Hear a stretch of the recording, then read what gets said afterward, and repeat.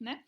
Mostrei para vocês aqui a estrutura da folha, a parte morfológica, tá? Vamos conhecer um pouquinho a parte de dentro dela, né? Então, a primeira estruturinha que você vê aí é a cutícula, tá? Que nem a cutícula da nossa unha, serve para proteger, né?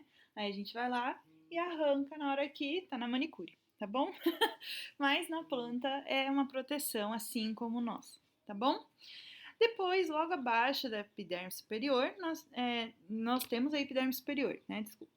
Então, cutícula e epiderme superior. Lembra que eu peguei uma folha e agora eu tô dando um zoom nela, tá? Então, eu tô olhando a parte de cima, como a gente vê na planta. Então, a primeira parte é a cutícula, tá? A cutícula, ela também forma uma camada impermeável, tá? Se você pegar água e ficar tentando, né, molhar uma folha, você vai ver que você não vai conseguir, porque ela vai escorrer essa água, tá bom? Justamente por conta da cutícula, tá? Não é nem um pouco interessante a folha ficar encharcada, ela não pode.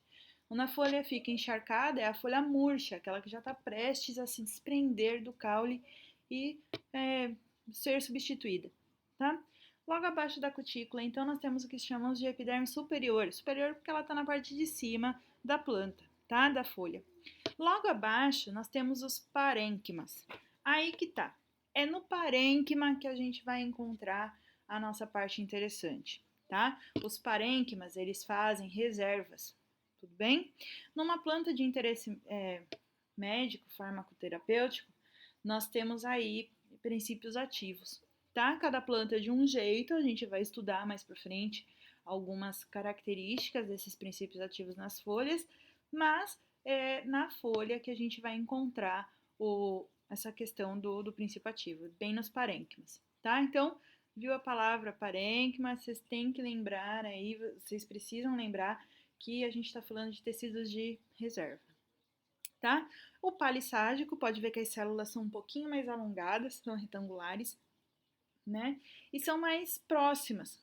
E, em compensação, o parênquima lacunoso, tá? Ele possui espaços, justamente lacunas, tá bom? Depois nós temos lá no cantinho direito, né, o feixe vascular. Quando vocês estudaram caule, também vocês viram, né, que existe essa estrutura de feixe vascular. O que é isso? Primeiro, vamos lembrar o que é xilema e floema, tá? Xilema e floema é um conjunto de vasos, tá bom? Que vai transportar, no caso do xilema, água e sais minerais, então a seiva bruta, tudo bem? Então, olha, xilema transporta seiva bruta, tá? Floema transporta seiva elaborada. Então, lembrem-se disso, tá bom? Estamos falando de vasos condutores de plantas, por isso feixe vascular. Nós temos o nosso sistema vascular que transporta, né? As veias, artérias transportam o sangue. Na planta, a gente tem o feixe vascular, onde temos xilema e floema transportando seiva bruta e seiva elaborada, tá bom? Então, vamos ver. O xilema transporta a água. A água veio da onde? Da onde a planta absorveu essa água? Lá da raiz. Então, ela precisa de uma certa pressão para conseguir chegar até a folha, certo? Então, a região de pressão do xilema, né, desse feixe vascular, é no centro. Então, a porção mais central desse feixe vascular é o xilema, tá bom? Ele está transportando água. A parte mais de fora é a porção do floema. E aí, floema é fácil, porque a produção da seiva elaborada é lá na folha, é o produto da fotossíntese, a glicose que a gente estava conversando na outra imagem, né? Lá do vídeo anterior. Então, o floema, ele é fácil, ele vem encharcando a planta inteira. Então, ele tem a gravidade para ajudar. Então, ele não precisa ser com tanta pressão que nem o xilema, né? O xilema vem contra a pressão da gravidade, certo? Então, ele precisa subir, por isso ele precisa de mais pressão, por isso ele fica no meio, tá?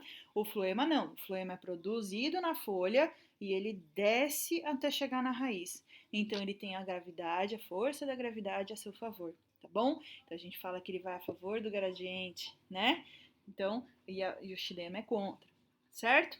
Então, esse feixe aí fica na região central, tá? Que tá ligada lá no caule, tá bom? Então lembra de feixe vascular, exatamente isso.